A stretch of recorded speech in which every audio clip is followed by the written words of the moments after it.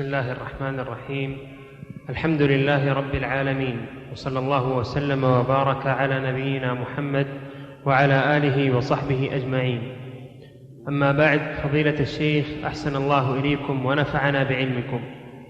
يقول السائل: هل رؤية بلد واحد هي رؤية للبلاد جميعا، أم لكل بلد رؤيته الخاصة؟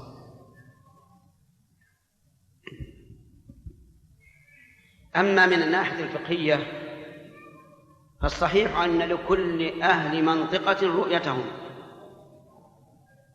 فإذا رأوا الهلال صاموا، وإذا لم يروه لم يصوموا، كما أنه إذا طلع الفجر في منطقة ولم يطلع في منطقة أخرى، فمن طلع عليهم الفجر أمسكوا، ومن لم يطلع عليهم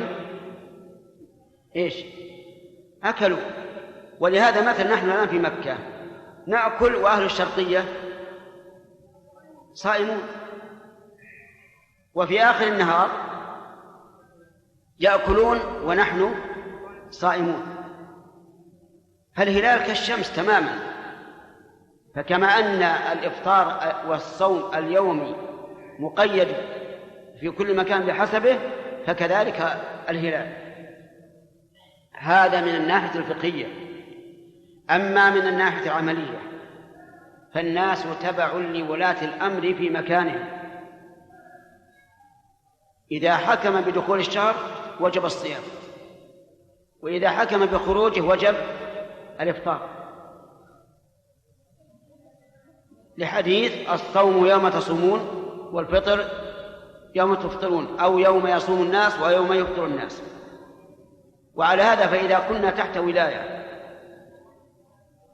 وحكم ولي الأمر في هذا البلد بدخول الشهر صمنا، وإذا حكم بخروج شهر رمضان أفطرنا. ومثل ذلك يقال في الجاليات الإسلامية في بلاد الكفر، إذا كان لهم مراكز تدبر شؤونهم الدينية فليتبعوا هذا المركز، حتى وإن كانت بلادهم قد صامت.